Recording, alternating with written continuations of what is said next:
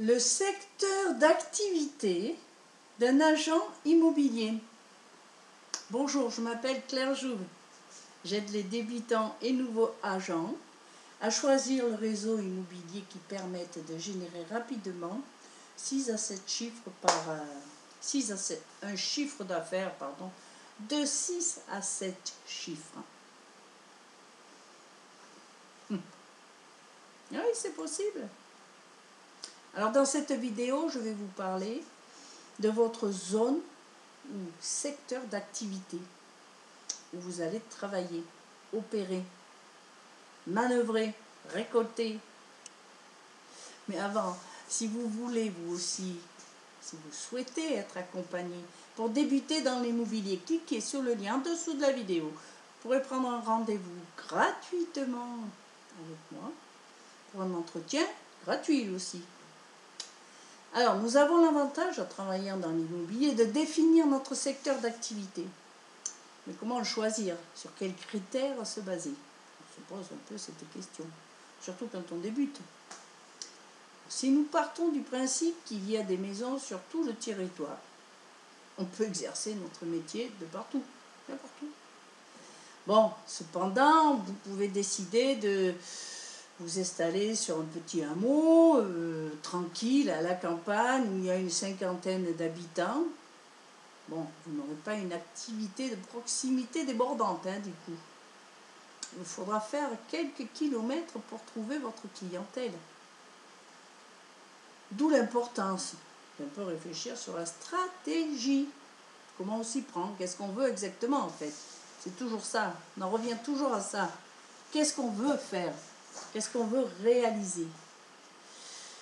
Et ça nous amène à un post intitulé « Je choisis mon réseau immobilier » qui est diffusé sur Facebook. Face de book, il y en a qui disent. Bon, au même titre que votre réseau est choisi en fonction de ce que vous voulez faire, le secteur géographique, c'est pareil. Tout est possible. Il faut juste savoir ce que l'on veut. Ou les conséquences d'une implantation dans un lieu plutôt qu'un autre. Bon, reprenons mon petit hameau de 50 habitants, qui est très sympathique d'ailleurs. Alors, qui peut être un lieu de résidence calme, avec le choix de prendre un véhicule pour aller travailler? Ou bien, préférer de travailler autour de soi, chez soi, pour le côté pratique, comme d'amener les enfants à l'école, par exemple. C'est pas une mince affaire, ça aussi. Bon, dans ces cas, c'est un choix de vie. Vous savez, pour moi, le choix de vie, il a été vite fait. Moi, je vais à tous mes rendez-vous à vélo. Ensuite, vous avez le choix sur la prestation que vous pouvez proposer, qui se rapproche un peu du choix de votre vie, tout en étant complètement différente. Je m'explique. Imaginons que vous ayez choisi d'être sur place pour amener vos enfants à l'école. Bon, vous êtes sur un quartier résidentiel avec des maisons avec jardin. Vous n'allez pas vous mettre à aider les personnes qui ont des appartements à vendre. Ce serait un peu absurde.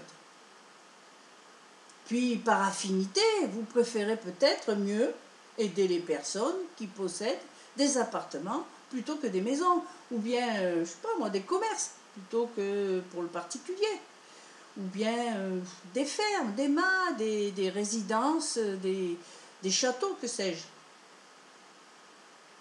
Faire le choix, c'est tout. Vous avez votre spécialité dans un de ces domaines. Il ne faut pas tout mélanger sur ce niveau. Il est important de se spécialiser. Il est plus cohérent de présenter vos services à une personne sur un secteur bien défini,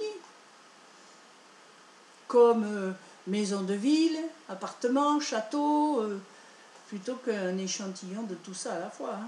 Pour acheter du pain, vous allez dans une boulangerie. Il ne vous viendrait pas à l'idée d'aller dans une pharmacie pour acheter votre pain. Le client qui veut vendre sa maison, ne va pas s'adresser à l'agent qui vend des châteaux. Hein? C'est pas, ça manque un peu de bon sens.